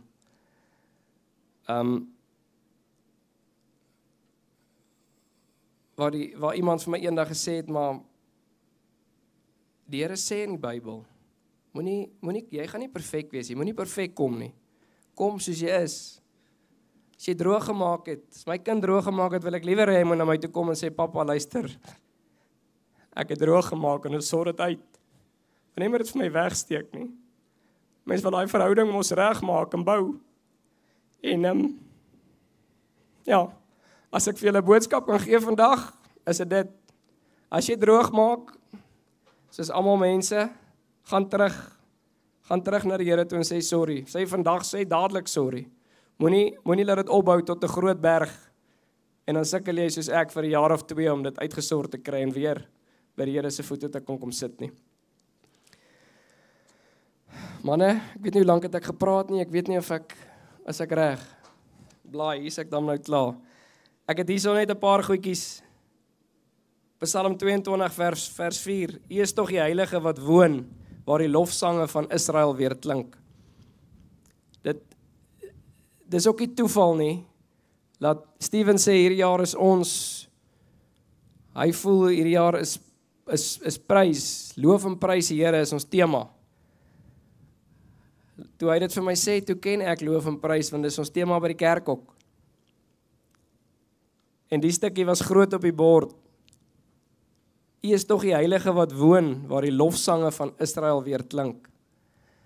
Manne, of jy hou van oudtydse gospelmusiek of nuwe gospelmusiek of van gesange en psalms, waarvan jy hou, party luister Afrikaanse musiek, party luister dansmusiek, maak nie saak waar jou gospel inpas nie. Luister dit. Die Here bly daar waar die lofsange weer klink. Sorg dat jou huis 'n plek is waar lofsange weer klink. Psalm 134 vers 2, hef julle hande in die heiligdom en prys die Heer. Hef julle hande, dis nie as jy lus is nie. Hier staan dit, hef julle hande in die heiligdom en prys die Heer. Psalm 113 vers 3, van waar die son opkom tot waar dit ondergaan, moet die naam van die Here geprys word. En as julle gaan lees wat loof en prys beteken, dan sê ek vir julle, dis sing en dans en klap jou hande en steek jou, maak toe jou oë, vergeet van die ou langs jou, kyk op. Op baie keer praat die Here met ons en ons mis dit, want ons dink die mense is weird. Ek weet waarvan ek praat as ek dit sê. Dans, ons almal ken die storie van koning Dawid wat gedans het toe hy daai ark gaan haal en hy kom terug. En as dit vir my so hartseer dat daar party mense sê, ja, maar kyk, dis wat dans doen. Dawid het kaal uitgetrek. Dawid nie kaal uitgetrek nie. Dawid het 'n koninklike mantel oor sy klere aangetrek wat hy afgegooi en uitgetrek het, dat hy gemakliker kan raak om voor die Here te dans. Dis weird. Dis vrek lekker, beloof julle dit. Ergens somewhere het ons Afrikaanse vertalings die dans na koordanse toe verander. Nou gaan soek ek, want as jy die Engelse vertalings lees, is daar nie iets soos, weet nie wat sal koordanse in Engels wees nie, daar staan net dans. Ons Afrikaanse vertalings praat van koordanse. Dit klink so 'n bietjie sagter, tot jy gaan Google wat se koordans. Het julle dit al gedoen? 'n Koordans staan ons in 'n ry of in 'n sirkel en ons dans almal dieselfde moves. Losdans op jou eie gemakliker wees as koordanse. So dis vir ons Afrikaanse vertalings eintlik nog 'n groter ding. Ons moet die moves ken en ons moet saam dans. Yes, ek het nog baie goed, maar ek dink ek is klaar gepraat. My storie is 'n storie van 'n Jesus wat regtig lewe, wat regte wonderwerke in vandag se tyd doen. En al wat hy wil hê, is dat ons die pad saam met hom loop, vir hom lief is, want hy is vir ons lief, en dat ons nie skaam vir hom nie. Dat ons nie skaam is om op te staan, waar ons sy naam met loof en prys nie, waar ons om 'n braaivleisvuur kuier nie, waar ons enige plek is nie. Ons moet ons nie skaam vir die Here nie, want as ons skaam vir hom, dan gaan dit wees soos wat ek vir my kinders altyd sê, jy moet so lewe dat jy nie eendag aan die hemelse deure klop. En dan maak hy oop, dan sê hy vir jou boetie, hey, Rigter, my chom, hoe lyk dit? Kom in, dis plek vir jou, en dan kyk hy vir jou langs en dan sê hy, hey Boeta, wie's jy? Dit moet verskriklik wees. Lewe so dat die Here, dat jy nie skaam is vir die Here nie, dat hy ook nie vir jou skaam is nie, dat hy jou kan ken. Dankie julle, ek is klaar. Sê dankie net sê. Ek wil huppel as ek stap en ek wil die Here saam met jou loof en prys. Dankie vir jou awesome boodskap, Boeta. Ek glo dit het aanklank gevind by baie van hierdie manne en deur jou getuienis sal baie lewens verander word in Jesus naam. Amen. Manne, amen. Amen. Right, ek gaan nie baie tyd vat nie want dit is flippend warm daar buite. Dis 'n mooi Afrikaanse woord. Ek wil graag voorstel aan julle the one and only Stephen Haggett. Stephen Gunston Haggett is 'n baie mooi seun. Hy kom van Dirkie Eis af. Hy's admin op 2 WhatsApp groepe. Sorry, wag, hier's nog. Stephen Haggett word tans in Albumspruit. Hy is Mighty Men Bosveld se voorsitter. Hy het ook die baton by Frans hulle oorgevat van Bosveld Mighty Men. Nie oorgevat nie, is oorhandig aan hom. En hy is lief vir Jesus en hy het 'n passie om God se koninkryk te bou. Hy's een van Dad Angus se geestelike seuns. Hy sê hy is gelukkig getroud met Marlene en hulle het 4 kinders waarvan hy weet. En hulle 2 kinders, Dandrey 15 en Danica 18. En hy is gelukkig getroud met Marlene, hulle vier hulle 6de huweliksherdenking. Ekskuus, die 6de November, hulle 20ste huweliksherdenking. Ag, kom ons cheer hom sommer daarvoor ook. Steven gaan vir ons die nagmaal doen en net so vinnig terwyl die manne die goed voorberei en nader bring, nagmaal is nie verpligtend nie, maar dis 'n viering, weet.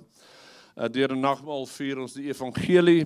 Jesus is vir ons gebreek sodat ons deur hom reggemaak kan word. Steven gaan vir ons nou baie mooi verduidelik waaroor dit alles gaan en dit gaan alles om 'n beter lewe in 'n nuwe verhouding met en deur Jesus Christus. Want Christus het ook eenmaal vir ons sonde gelei, hy die regverdige vir die onregverdiges om ons tot God te bring. Ons loof en prys die Here vir Steven en ek het gevra vir Verries om vir Steven te bid. Dankie man, ek gee vir my hand.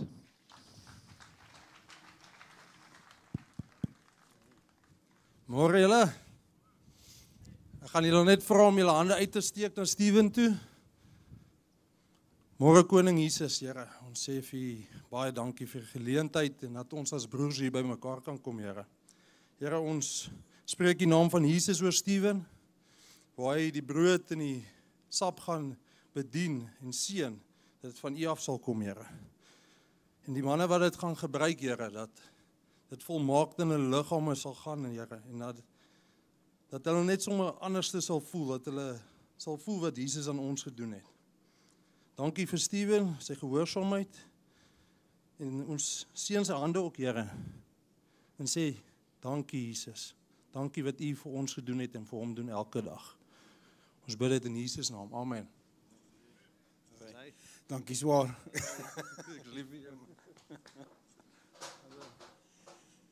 Môre almal. Ja, ek gaan nou nie so baie amen skree nie, julle kan hoor my stem is so bietjie hees en weg vandag. Maar soos ek sê, solank as wat ek asem in my longe, sal ek die Here loof en prys. Amen.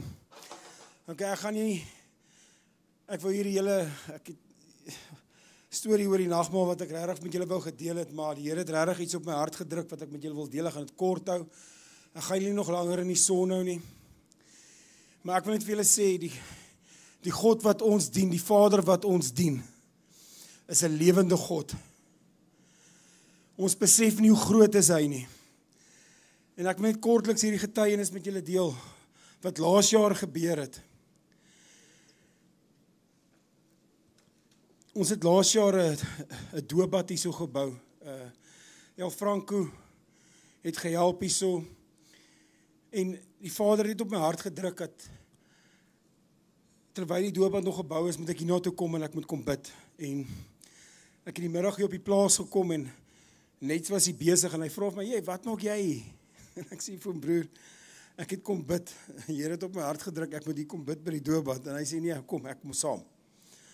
En hier het ons gestaan en ek het gebid en ek is deur gehoorsaamheid en alles gaan oor gehoorsaamheid. En ek het gebid en ek het gesê, Here, U het op my hart gedruk, ek moet kom bid en ek vra U nou in die naam van Jesus Christus om myselfde engel te stuur om hierdie bad te kom roer, wat die bad van Bethesda geroer het. En die doopbad is klaar gebou, ons het die doopbad volgemaak, en ons het weer almal saam kom bid en dieselfde gebed gedoen nou. Brother, as jy my geloof ken, dan wag jy nou en jy kyk op en jy wag vir die hemel om oop te gaan. En jy wag vir hierdie engel om af te kom om hier te kom roer. So jy wag nou vir dit en dit gebeur nie. Nou in jou hart is jy bietjie teleurgesteld. Wat nou? Maar ek weet my God kom altyd vir my deur. En so Dorien wat die salwingsolie vir ons maak, sy bid oor elke bestanddeel. Dit is 'n hele proses wat hulle deurgaan. En sy sê vir my ek moet video's vir haar stuur van hoe ek die goeie salf wanneer ons voorberei. En ek vra vir my seun om 'n video te neem en ek gooi die salwingsolie so in die doopbad en toe ek myself kon vang, roer ek hierdie doopbad en ek besef net hoe die Here deur ons werk. En ek prys die Here vir dit. Want broer, ek kry so baie in my hart en ek sê, Here is so goed vir my, hy het dit vir my gedoen, maar wat het God deur jou gedoen? Wat het hy regtig net deur jou gedoen? Gisteraand ek kom hier. Hier's 'n ander broer hierso. Hy is bedien, hy het sy hart vir die Here gegee. Sy bene was vrot, man. Is nie rowe nie, daar's nie genesing nie. Dokters het hom gesê, hy's klaar, hy sit hier. Broer, as jy my kan hoor, staan op. Ek weet nie waar jy nou is nie, maar ek weet jy is hierso.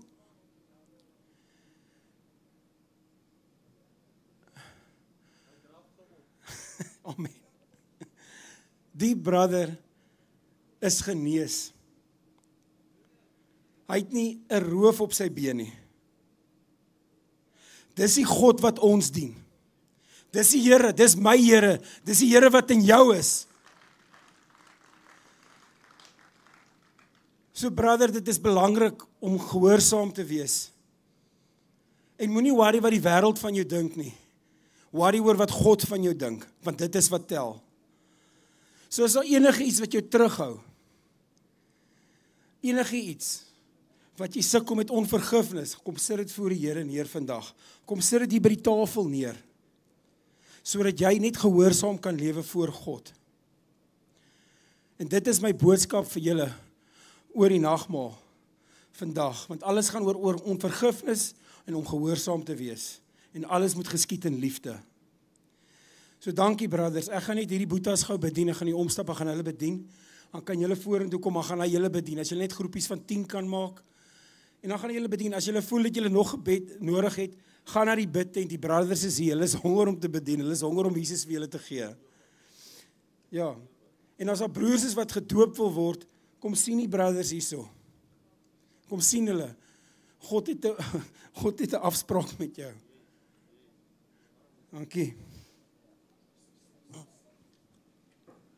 Gerry.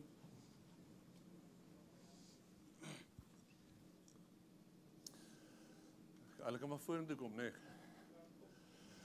Alright manne, ek dink ja, as julle so 'n line-up in hier verbygaan, dan kan julle so in groepies bedien. En terwyl jy vorentoe kom, wil ek julle sommer challenge vanaand, of vanmiddag. Julle het nou 'n lekker aftyd tot 5:00, onthou 5:00 begin ons weer. Ek wil julle challenge, as julle so in groepies onder die gazebo sit daar by jou kamp. Nee. Iemand die leiding vat en sê, wat is jou storie? Elke ou, vertel, wat is jou storie? Boeta, wat is jou storie? En jy sal verbaas wees om te dink, as jy dink, maar hierdie ou se storie is nie so erg soos myne, of myne is dalk erger as syne. En dit gee vir jou net daai moed om jou hart oop te maak. En dit maak dit ook oop vir manne om vir julle te bid. Wat is jou storie? Elkeen vertel sy storie. Boeta, en julle kan mekaar bedien. En ek sal graag vanaand net wil hoor. Weet, wie het hierdie challenge aanvaar? Wat is jou storie? Is julle reg daarvoor? Amen! Amen! Amen!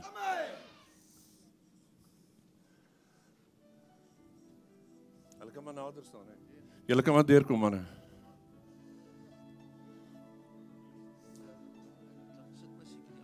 Ja, dankie.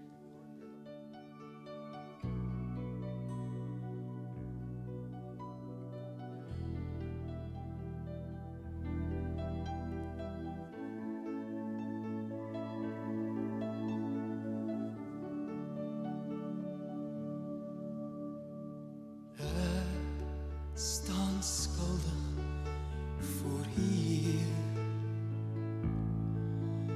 voor U, my Vader, wat regeer. Ek is nederig in my hart, en my siel is so verward, en my lewe is vuil voor U troon. Vergewe my, o Heer, kom maak my vry van die sondelas, o kom na my om dit skoon te was, want ek wil weer vlekloos voor U staan.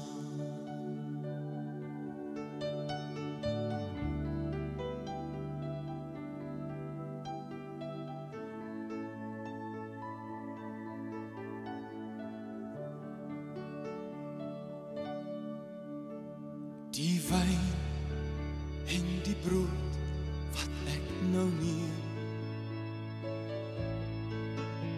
is 'n teken van die rykdom en die seën.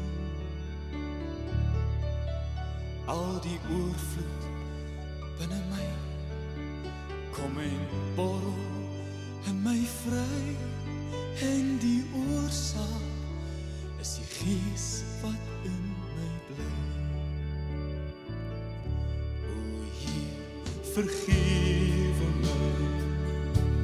O Heer, kom maak my vry van die sondelas. O kom na my om dit skoon te was, want ek wil weer vlekloos voor U staan.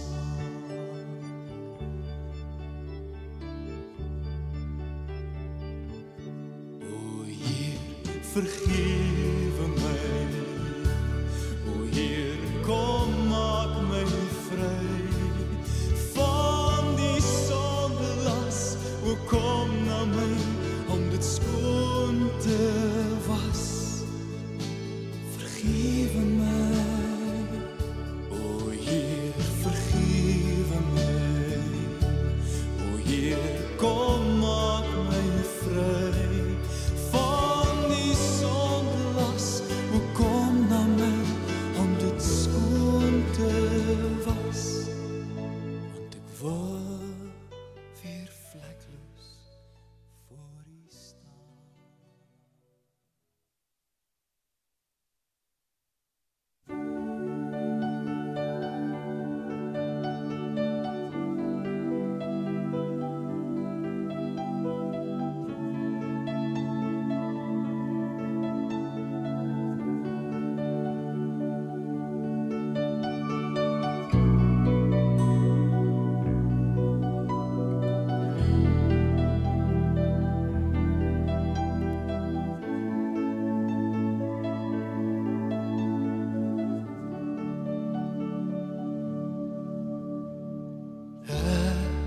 Staan skuldig voor U, Heer,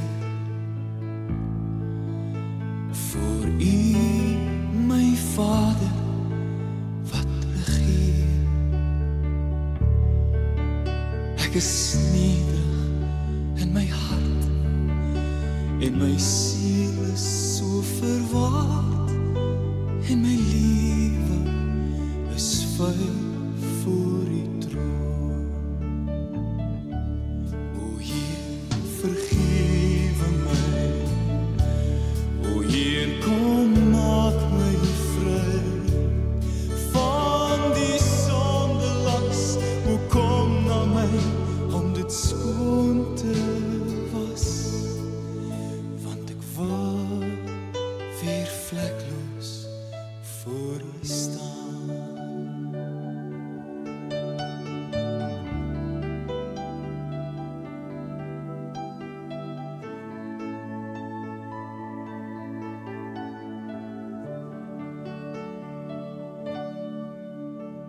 Die wyn en die brood wat ek nou neem,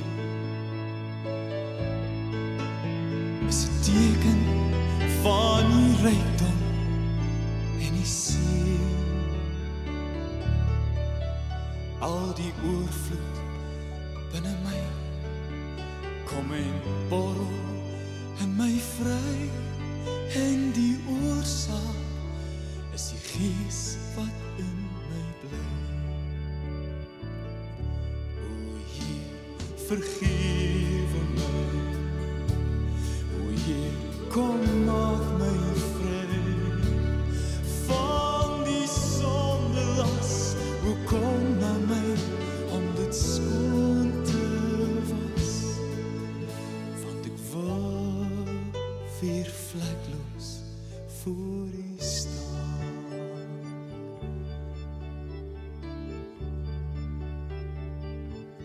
O Heer, vergewe my.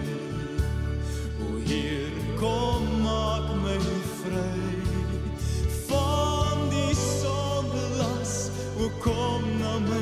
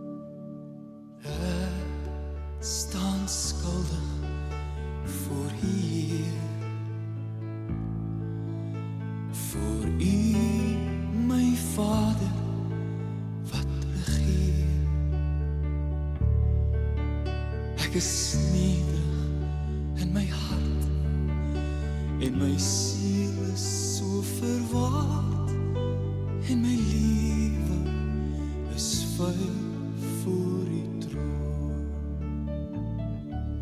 O Heer, vergewe my. O Heer, kom maak my vry van die sondelas. O kom na my om dit skoon te was, want ek wil weer vlekloos voor U staan.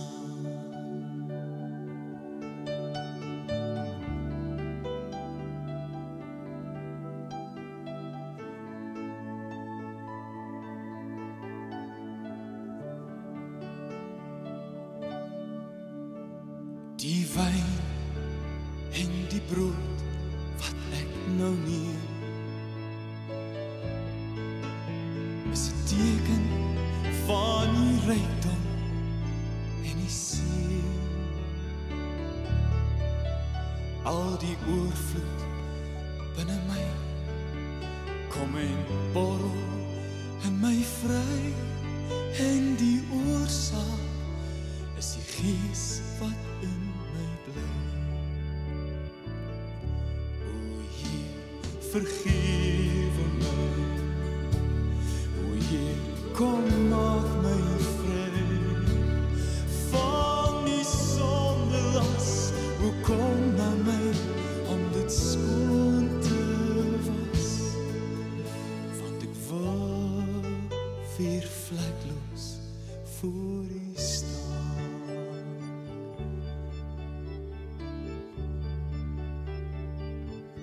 O Heer, vergewe my.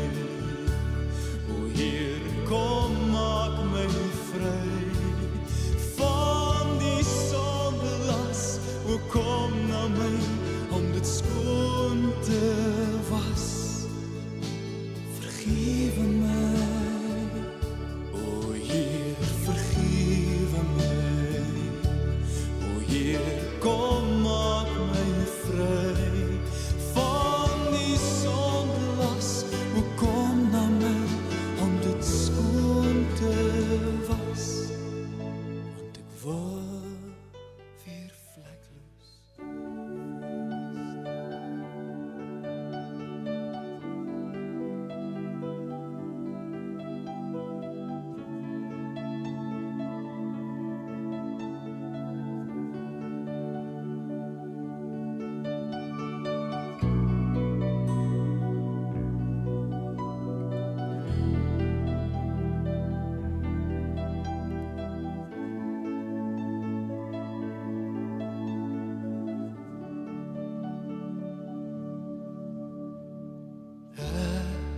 Staan skuldig voor U, Heer,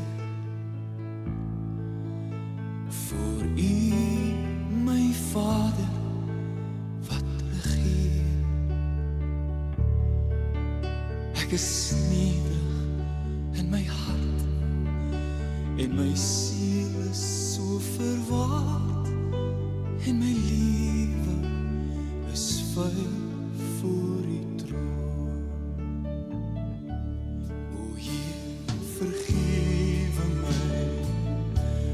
O Heer, kom maak my vry van die sondelas.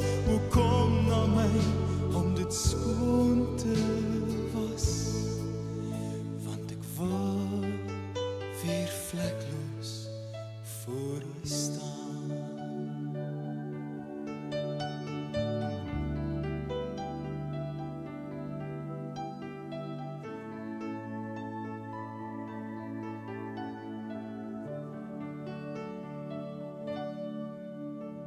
Die wyn en die brood wat ek nou neem,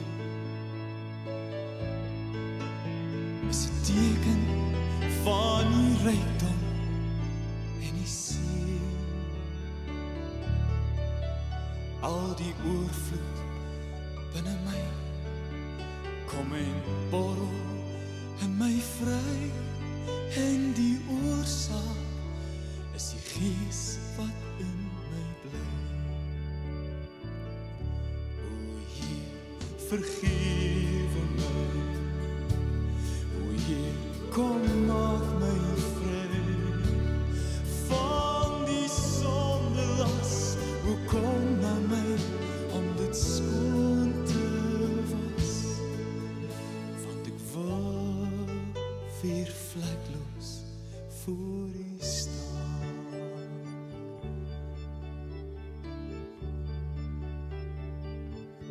O Heer, vergewe my. O Heer, kom maak my vry van die sondelas. O kom na my om dit skoon te was. Vergewe my. O Heer, vergewe my. O Heer, kom maak my vry van die sondelas.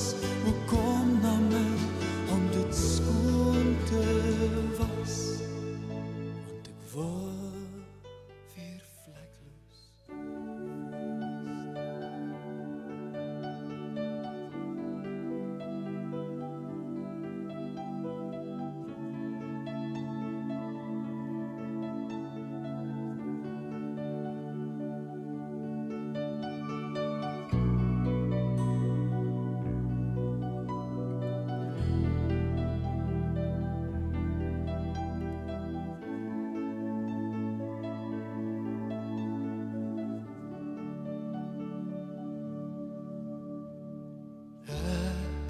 Staan skuldig voor U, Heer,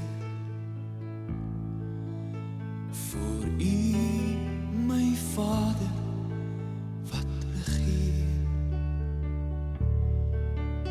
Ek is nederig in my hart, en my siel is so verward, en my lewe is vuil.